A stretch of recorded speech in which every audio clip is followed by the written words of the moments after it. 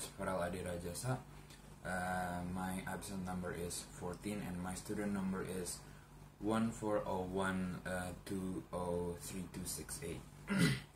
I am from group number 3 and I am going to explain about aggregate supply and aggregate demand. I will be presenting first.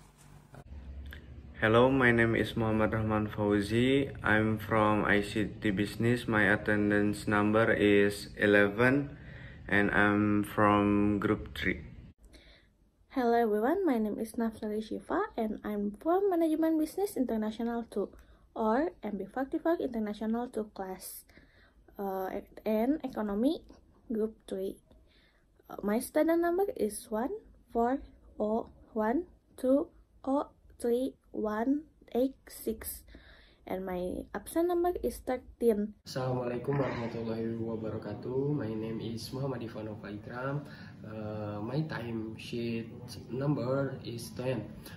I'm from Management Business International 2 and I'm from group 3. Okay, first up, what exactly are aggregate supply and demand? Before we continue with this presentation, we must first establish what these two terms actually mean. Aggregate demand is the total demand for final goods and services in an economy at a given time. It is sometimes called domestic final demand or effective demand, though the latter is sometimes distinguished. This is the demand for the gross domestic product or GDP, the total monetary value of all the final goods and services produced in a specific time period within the country's borders. The pairing for aggregate demand is aggregate supply. This is the total supply of goods and services that firms in a national economy plan on selling during a specific time period. It is the total amount of goods and services that firms are willing and able to sell at a given time period. It is sometimes called domestic final supply. Looking at the meaning, it is pretty clear that aggregate supply and aggregate demand is almost identical to regular supply and demand. The main difference between the two pairs is that one of them is used in macroeconomics, while the other is used in microeconomics. There is another difference, however, and that difference will be further explored later on. Another thing related to aggregate supply and aggregate demand is economic fluctuations. There are 4 phases through which trade cycles are passed. They are prosperity, recession, depression, and recovery. In economic terms, these 4 stages are called economic fluctuations. There are 3 key facts about economic fluctuations that stand out. First one, as the output falls, unemployment rises. Unemployment is closely related to economic output. The reason for this is that the level of output ultimately dictates the size of the labor force required within the economy. Simply put, a firm that produces only a few hundred units of output usually requires fewer workers than a firm that produces several thousand units of output.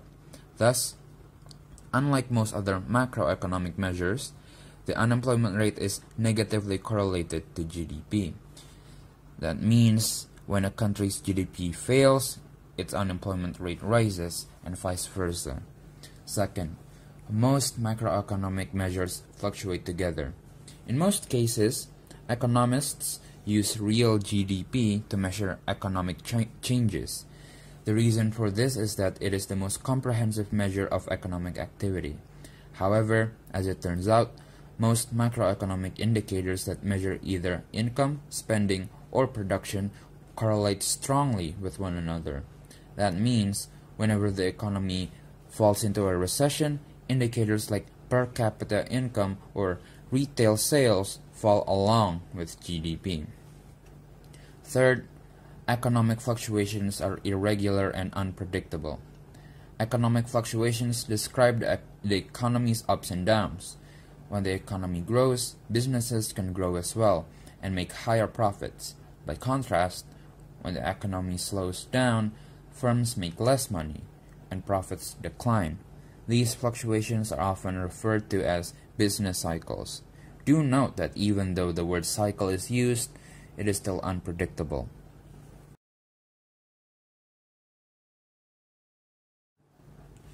The model that is most commonly used to explain short-run fluctuations are the aggregate supply and demand curve. The similarities between the pairings mentioned before are highlighted here. This curve pretty much still means the same thing as the microeconomic curve.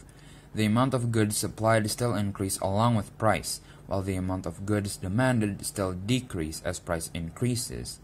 The intersection between the two also still signify the equilibrium price level. The aggregate demand curve, again, works similarly to the microeconomics type of demand. It has a negative relationship with price level, where if the price increases, demand decreases, and when price decreases, demand increases.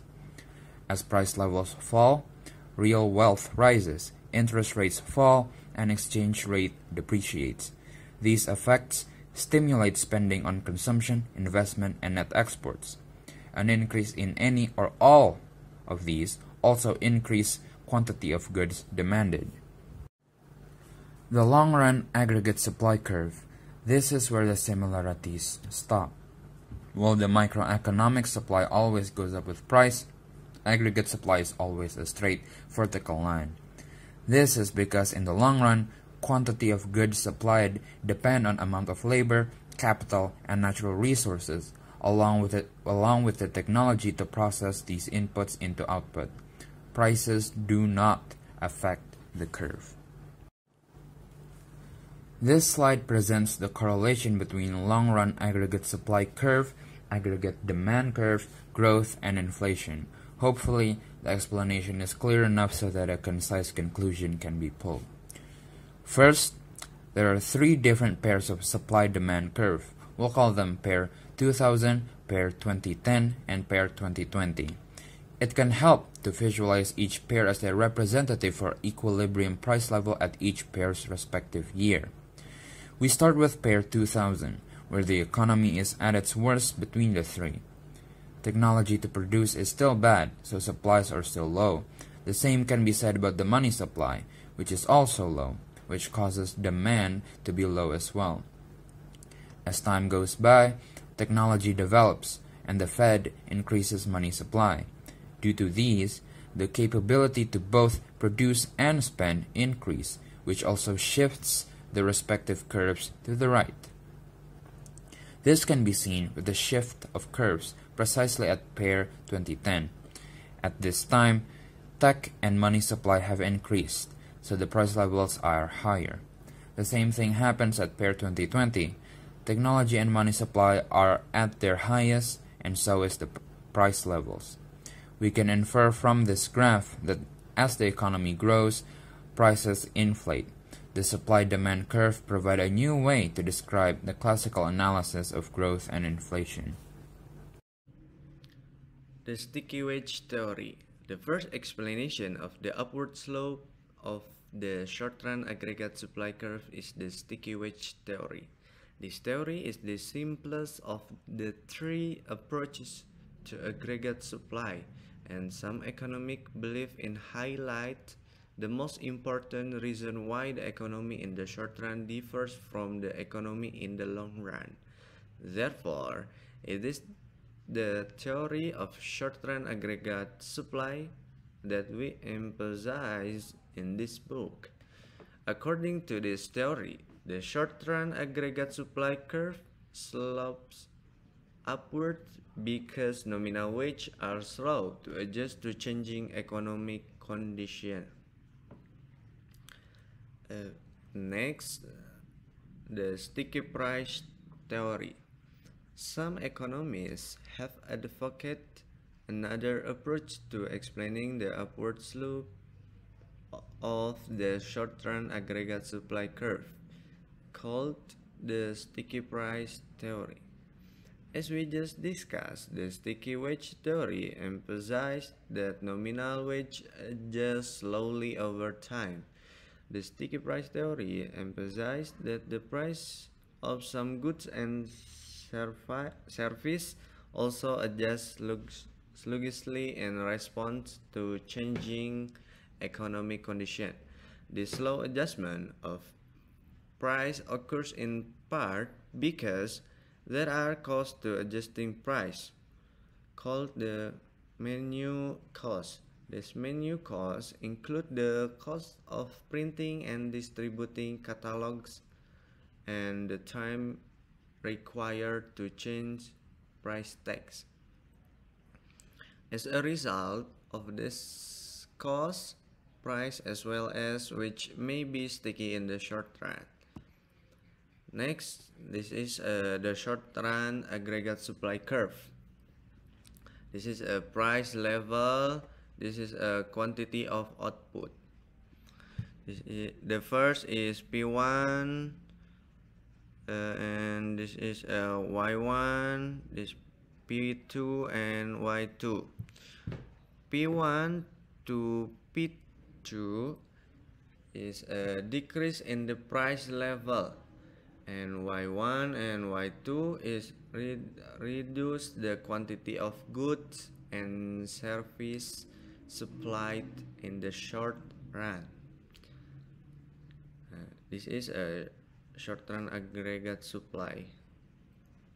In the short run, a fall in the price level from P1 to P2 reduce the quantity of output supply from Y1 to Y2. This positive relationship could be due to sticky wage, sticky price, or misperception.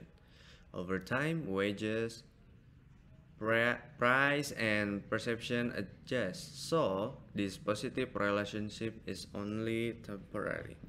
The short-run aggregate supply curve is when the rate of inflation increase, it will create an increase in the quantity of supply in the form of an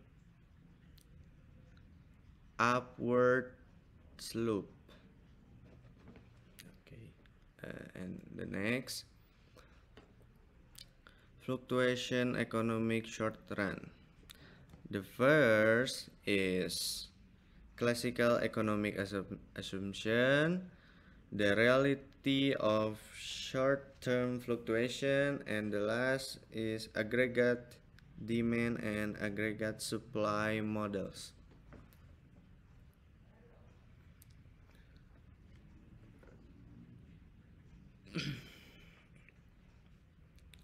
This is a short run aggregate supply curve equation. Y equal y accent addition alpha P minus PE and alpha greater than 0. And where y is output and y accent output, natural output, and P is the price level and PE is the expected price level, and alpha is the output parameter due to change in the price, and 1 and alpha is the slope of the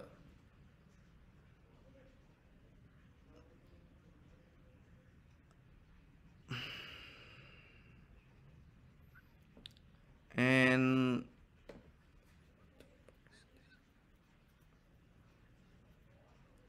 the next is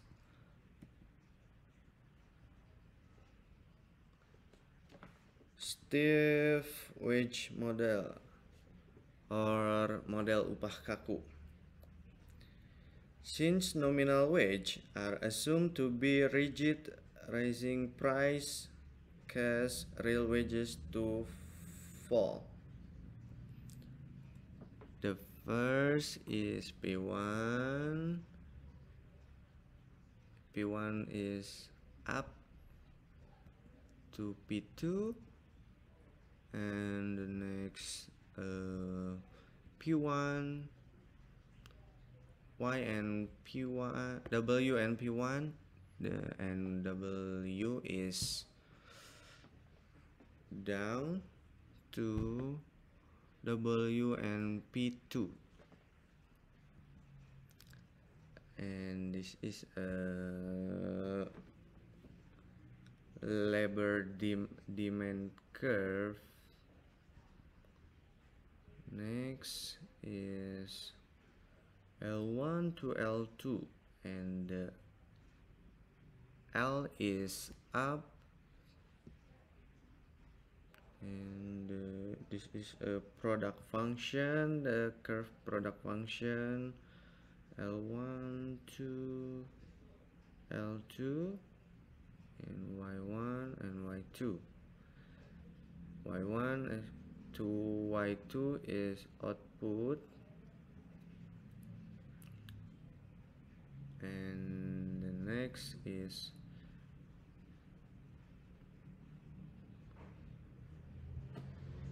the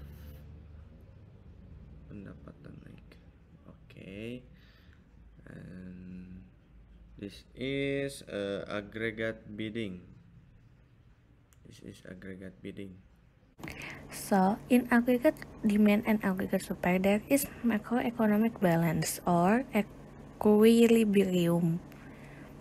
Macroeconomic balance or equilibrium is a combination of all price and quantity of goods and service, in which all buyers and sellers are satisfied with the purchase, sales, and the price that occurs. The price, output, and unemployment as a whole are determined by the interaction between aggregate supply and aggregate demand. Analysis of economic equilibrium can be divided into two, namely short-term balance analysis, which is related to short-term aggregate supply or SRAS, and long-term balance analysis related to long-term aggregate supply or LRAS. This is market mechanism in aggregate supply and aggregate demand. So, there is change in the market for goods like C, I, G, and X, T, and E. There's change in the money market such as MS, DM, and I, and government policy that will affect aggregate demand, while price level and cost, potential output, capital, labor, and technology will affect aggregate supply. When aggregate demand and aggregate supply meet, there will be interaction of AS and AD, aggregate supply and aggregate demand. Then it will determine output real GDP, unemployment, price or inflation, and foreign trade. I will explain about economic balance equilibrium in the short run first. This is the curve. Graphically, the vertical axis represents the price level, and the horizontal axis represents the output of goods and services produced by the economy. Output and the equilibrium price level occur when the aggregate supply curve or SRES and aggregate demand AD intersects. If there is an imbalance, for example excess supply, the market mechanism will reduce the price level.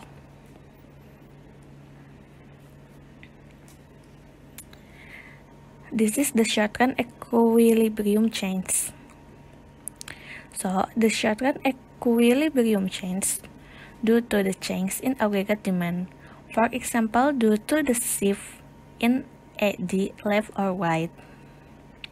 If aggregate demand increase, AD shift to the right from AD1 to AD2. As a result, the equilibrium point changes from E1 to E2. The price level rise from P1 to P2, and the output rise from Y to Y2.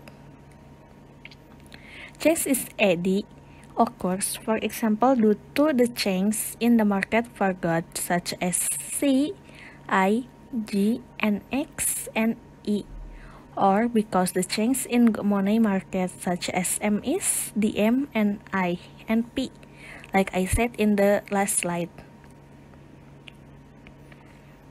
Next, economic balance or equilibrium and employment. This is the curve. So, an expansionary policy shift AD curve to the right, wasting output and price. Potential output is when full employment. Then, expansion policy from AD to AD ascent. As a result, output increase from Y1 to Y2. Decrease from U1 to U2, and price increase from P1 into P2. Next, this is economic balance or equilibrium in the long run. Basically, it's the same like the previous curve. The difference is just for the long run aggregate supply, the line is from the bottom straight up to the up, stand straight to the up, like in the picture, the green line ones. And that is all the explanation for me. I hope you will understand it, and the next one will be explained by Muhammad Tifa. Assalamualaikum warahmatullahi wabarakatuh. I will explain the effects of change in aggregate demand on long-run equilibrium. First, a fall in aggregate demand is represented with a leftward shift in the aggregate demand curve from AD1 to AD2 in the short run. The economy moves from point A to point B. Output falls from Y1 to Y2, and the price level falls from P1 to P2 over time.